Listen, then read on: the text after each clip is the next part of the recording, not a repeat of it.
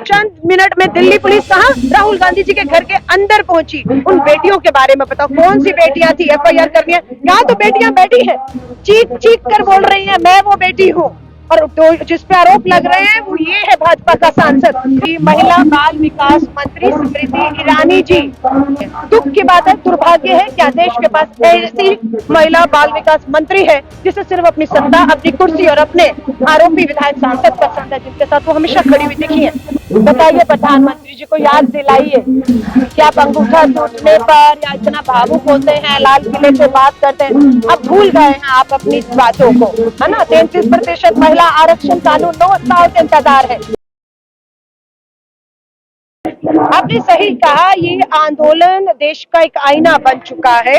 देश की नजर है। मैं 1 महीने के बाद कर्नाटका से आ रही हूँ और कर्नाटक की कन्नड़ अखबारों में भी इन बेटियों के मुद्दे को, तस्वीरों को, आंसुओं को दिखाया जा रहा है। सो मुझे खुशी है, मेरी अभी बेटियों से बात भी हुई है और उनका ये कहना है कि जो मीडिया है उस पर जितना मर्जी दबाव हो, पर उस दबाव के बावजूद भी वो इनके साथ खड़ा दिख रहा है, तभी देश के कोने कोने तक इन बेटियों के आंसुओं का जो सैलाब आया, जो भावुक हो, वो आपकी वजह से हुआ है। तो बेटियां तो मीडिया का धन्यवाद कर रही है, मैं भी आप लोगों का धन्यवाद करती हूँ कि कर्नाटक में बैठी थी, दिल्ली से बहुत दूर थी, लेकिन पल पल की खबर मुझे वहां पर मिल रही थी और वही समर्थन जुटाने में हम कामयाब हो रहे हैं कि सत्ता, एक तरफ सत्ता है, धन और बल है, सांसद है चुना हुआ जिसके साथ पूरे केंद्रीय नेतृत्व, महिला मंत्री, महिला सांसद खड़ी है, सरकारें भाजपा की खड़ी हैं, और दूसरी तरफ आप देखेंगे इन बेटियों के समर्थन पे देश का अन्नदाता किसान खड़ा है, हमारी वो बेटियां खड़ी हैं जिनके ऊपर यौन उत्पीड़न या शोषण या बलात्कार नाबालिग बेटियों के साथ हुए न्याय नहीं मिले, वो भी साक्षी मलिक ने बताया, वो भी बेटियां आकर इनसे मिलकर गई हैं और कह के गई हैं दीदी हिम्मत बनाए रखिएगा, क्योंकि आपकी हिम्मत से हमारी हिम्मत बनी हुई है, आपको न्याय मिलेगा। तो वो हजारों बेटियां जिनके साथ जघन्य अपराध हुआ है वो मिलकर गई हैं, उनकी उम्मीद बन गया है ये आंदोलन जंतर मंतर। खाली अब ये लड़ाई, यहाँ जो बेटियां बैठी हैं हमारी पहलवान बेटियां, देश का नाम रोशन करने वाली, अब सिर्फ ये लड़ाई उनकी नहीं, देश की हजारों बहन बेटियों की लड़ाई बन के समर्थन में तमाम पंचायतें यूपी में हो रही है, इसको कैसे देख रही हैं? होने दीजिए, लोकतंत्र है ना। मैं यूपी से हूँ, मैं बागपत से हूँ, जातिवाद के कारण ताकत की बात कर रहे हैं, सांसद है वो, भाजपा का सत्ताधारी दल का सांसद है, देश के प्रधानमंत्री, गृह मंत्री, भाजपा का राष्ट्रीय अध्यक्ष उनके साथ खड़े हैं। ये मैं नहीं कह रही, ब्रजभूषण शरण ने कहा है कि प्रधानमंत्री जी कहेंगे, गृह मंत्री कहेंगे या राष्ट्रीय अध्यक्ष भाजपा के कहेंगे तब वो इस्तीफा देंगे, वो कह नहीं रहे, वो कह रहे डटे रहो। ब्रजभूषण, पूरी पार्टी, महिला विधायक, महिला सांसद, महिला मंत्री तुम्हारे साथ खड़ी है, इसलिए वो आज इतनी हिम्मत करके एक अपराधी जिस पे आरोप लगे हैं वो सर उठाकर चुनौती बार बार दे रहा है हमारी बेटियों को और कानून को भी, क्योंकि कानून से जो उम्मीद थी अपना काम करेगा वो नहीं कर रही। आपको याद है वाकया जब राहुल गांधी जी की भारत जोड़ो यात्रा चल रही थी, बेटियां मिल रही थी, गले लग रही थी, रो रही थी, अपना दर्द बता रही थी, तो राहुल गांधी जी ने भारत जोड़ो की यात्रा के अंत में कश्मीर में ये कहा कि मुझसे बेटियां मिली, मुझे रोई और अपनी बात कही। चंद मिनट में दिल्ली पुलिस कहाँ राहुल गांधी जी के घर के अंदर पहुंची। उन बेटियों के बारे में बताओ, कौन सी बेटियां थी, एफआईआर करनी है। यहाँ तो बेटियां बैठी हैं, चीख चीख कर बोल रही है मैं वो बेटी हूँ, और जिस पे आरोप लग रहे हैं वो ये है भाजपा का सांसद, कोई कार्रवाई नहीं होती है। सब देख रहे हैं यहाँ पर स्मृति ईरानी को तो प्रियंका गांधी नमाज पढ़ते दिखाई दे रही, लेकिन जंतर मंतर पे बेटियां दिखाई क्यों नहीं दे रही? बहुत आपने सही कहा, देश की महिला बाल विकास मंत्री स्मृति ईरानी जी, आपसे उम्मीद की जा रही थी कि आप देश की इन बेटियों के साथ खड़ी होंगी, आप अपने ही भाजपा के सांसद के विरुद्ध जांच की मांग करेंगी और आप इसमें न्याय करेंगी। लेकिन दुख की बात है कि वो धर्म की राजनीति को लेकर दिल्ली छोड़कर जंतर मंतर पर ना होकर कर्नाटका में आगे बढ़ रही है। दुख की बात है, दुर्भाग्य है क्या देश के पास ऐसी महिला बाल विकास मंत्री है जिसे सिर्फ अपनी सत्ता, अपनी कुर्सी और अपने आरोपी विधायक सांसद पसंद है, जिनके साथ वो हमेशा खड़ी हुई दिखी है। चाहे उन्नाव का विधायक कुलदीप सेंगर हो, चाहे संदीप सिंह हरियाणा का इनका मंत्री हो, और चाहे ये इनका सांसद ब्रजभूषण हो, तो स्मृति ईरानी ने अपना रास्ता हमेशा चुना है कि वो भाजपा के इन आरोपी, दोषी विधायक, सांसद नेताओं के साथ खड़ेंगी और हमारे पास रास्ता है कि हम इन देश की बेटियों के साथ, इन्हें न्याय मिल जाने तक इनके साथ खड़े रहेंगे, इनकी हिम्मत को, ताकत को टूटने नहीं देंगे। साक्षी मलिक, दिनेश से बात हुई, इनको चिंता है कि खेल आगे भी आने हैं, उनकी प्रैक्टिस छूटी हुई है, उन्हें देश के लिए फिर झंडे को लेकर जाना है और उस झंडे को वो किसी भी कीमत पर नहीं चाहेंगी वो झुके। वो जीतना चाहती है मेडल, वो वापस तिरंगे को ऊंचा देखना चाहती है, लेकिन थोड़ी चिंतित है, प्रैक्टिस छूटी हुई है और यहाँ वो उनके बैठने पर मजबूर होना पड़ रहा है। बढ़ावा देगा या तोड़ेगा?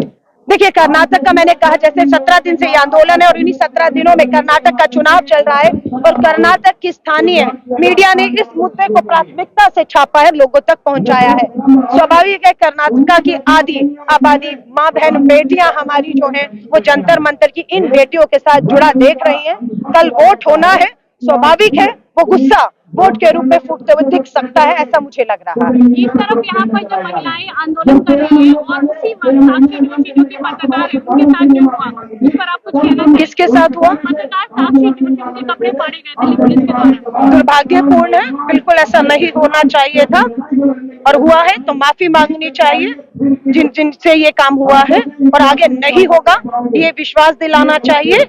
और अगर ये हरकत हो रही है, हल्के में लिया जा रहा है, तो मुझे लगता है ये सबको बहुत महंगा पड़ेगा, क्योंकि माँ बहन बेटियां, पत्रकार, पॉलिटिशियन, अब महिलाएं के कपड़ों तक पहुंच गए हैं। आपको देखना होगा ये लड़ाई में आप सोचेंगे कि ये सब हरकत करके इस आधी आबादी को डरा कर घर बिठा देंगे, आप बैठेंगे नहीं, निकलेंगे। बोलते हैं लेकिन मीडिया पर बताइए, प्रधानमंत्री जी को याद दिलाइए कि आप अंगूठा टूटने पर या इतना भावुक होते हैं, लाल किले से बात करते हैं, अब भूल गए हैं आप अपनी बातों को, है ना। 33% महिला आरक्षण कानून 9 साल से इंतजार है और अगर आरक्षण पास हो गया होता, हमारी महिला सांसद होती, तो आज इन बेटियों की आवाज को इस तरह से लावारिस न छोड़ा गया होता, क्योंकि जो भाजपा की सांसद और मंत्री है वो खामोश है, लेकिन बाकी खामोश नहीं रहती। इसीलिए हम चाहते हैं कि महिलाओं का हक अधिकार जो है ये संसद और विधानसभाओं में जब मिलेगा तो स्वाभाविक है